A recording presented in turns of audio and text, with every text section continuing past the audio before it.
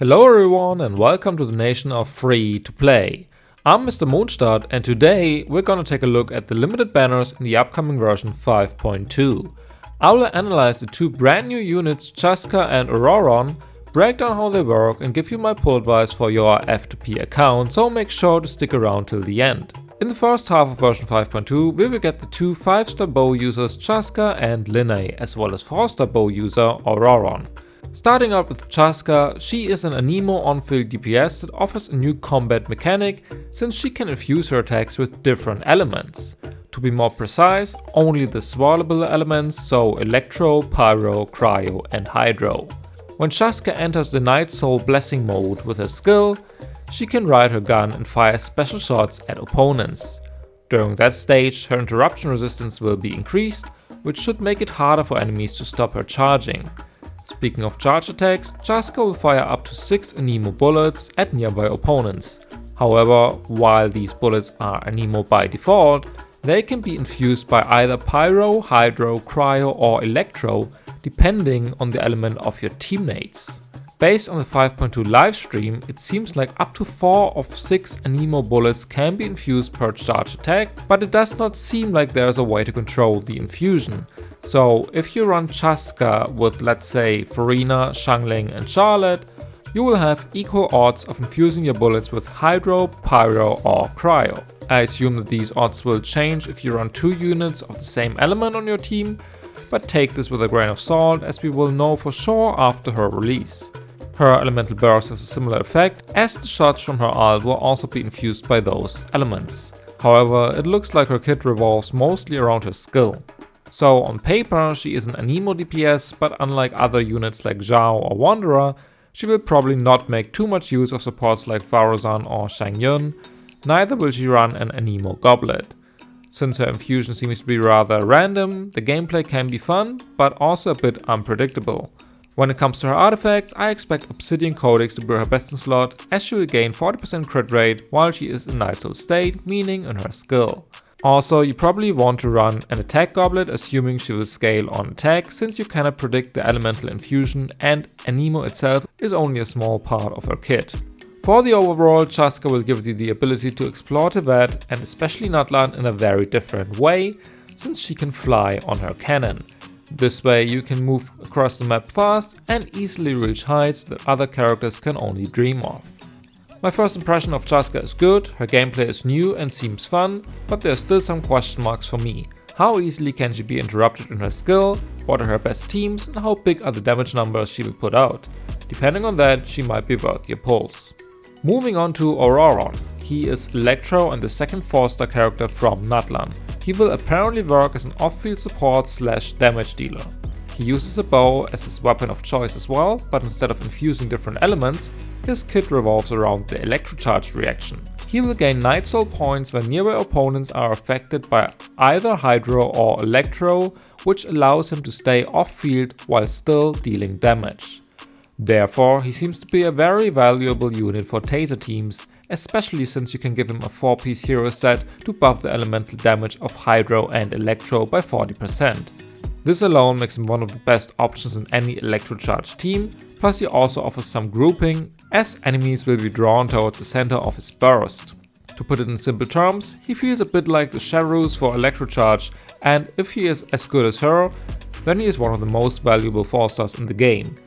Exploration wise, Ororon has the ability to rise up in the air, increase the gliding speed of your party and extract stuff from graffitis in Natlan. He feels like a good addition to any taser team, but keep in mind though that he is a 4-star and you should not pull on his banner unless you also want the limited 5-star, especially since you cannot guarantee a copy of him. Next to Chasca's release, we will also get Lyney's second rerun in the first half of version 5.2. Lyney was the first DPS we got in Fontaine and specializes on pyro charge shots with his bow to deal big amounts of damage. He is a rather strong pyro unit that can work as your on-field driver. His best team is mono pyro, and you usually want to run him with a shield like Zhongli, since he can easily be interrupted while he is charging up his shots without a shield. Personally, I am not the biggest fan of his gameplay, so I would advise you to test his playstyle in his trial out before you decide to spend your primogems on him. However, if you want a strong pyro DPS that can put out big numbers, he is worth taking into consideration. Moving on to the second half of version 5.2, we will see Zhongli and Neuvillette's reruns. Zhongli is the Geo Archon and one of the oldest characters in the game. However, he did not lose any of his value since his release and is still the strongest shielder in the game. Mr. Unbreakable Shield is one of the best supports in Genshin and is in the top tier of the Abyss usage rate all the time, especially when floor 12 has annoying Geo opponents. He is a huge quality of life boost for many DPSs such as Neuvillette, Arlecchino, Lyney, Wanderer, Hu Tao or Yoimiya. The interruption resistance he provides is highly appreciated and usually locked behind constellations. Additionally, he can shred some elemental resistance as well. After Xylonen's release, you might ask whether he lost in value, but I don't think so. Xylonen gives you more rest shred, but that's not the main reason anybody should pull for Zhongli. His unique selling point is his hold skill, as you don't have to worry about dodging anymore. You can stare at the opponents and laugh in their faces. Ideally you build him on 4-piece tenacity and give him a lot of HP. You can even run a 3-star weapon on him and keep him at rather low investment.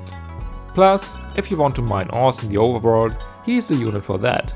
Personally, I do not have Zhongli on my account, but I am tempted this time. However, I am still undecided since he mostly is a luxury pull for me. He will make life a lot easier, but I do not really need him on my account. After almost 2 years without him, I am used to dodging enemies and resetting Abyss, but if you want the combo to be a bit more chill, I would advise you to get him. And last but not least, we have Neuvillette. He will get his second rerun already, which could mean that it will take some time until he comes back around. Neuvi is arguably the strongest DPS in the game and will help you clear almost any form of content. He's a Hydro Catalyst and his kit revolves around his charge attacks, as he will unleash a truck of water. He is good against single target and amazing in AoE, but to be honest he doesn't really care about the enemy. Hydro Slimes are an exception. On top of his big numbers, he can attack from afar, plus he is self-sustaining, as consuming the Hydro Balls his burst and skill summon will heal him back up. If that was not enough, he also works with the best supports in the game, such as Farina, Xylonen, Kazur or Zhongli. His only downside is that he can be interrupted during his charge attacks at Z0, so you might want to pair him with a shielder. Zhongli is definitely the best option, but 4-stars such as Kirara, Layla or Diona are viable as well. Usually I don't recommend to pull for DPSs, but Neuvillette is the exception since he is insanely strong and will change your account for sure. I first got him when he was released in 4.1 and I did not regret it at all. He helped me 36-star the Abyss for the first time and has not let me down since. He's easy to play and asks no questions, he just gets the job done. Overall, my pull priority for F2P accounts would be Neuvillette over Zhongli, then Chasca and lastly Lyney. Of course you should pull whoever you want, but this is my general advice. Also keep in mind what your account has and what it needs. If you have many strong DPSs that are interrupted easily, maybe Zhongli is the better option for you. Also, Chasca's rerun will probably come sooner than Lyney's, Neuvi's or Zhongli's, so if you only have enough savings to get one of them, bear that in mind as well. Also, 5.3 is not too far away, and with that, we will get Mavuika. She's the Pyro Archon, and I think she will be a very strong unit that you might want to save for, since Archons define the meta and are the closest to must pulls, at least since Sumeru. I will definitely keep enough of my primos to guarantee her on her release, and likely skip Chasca and Ororon for now.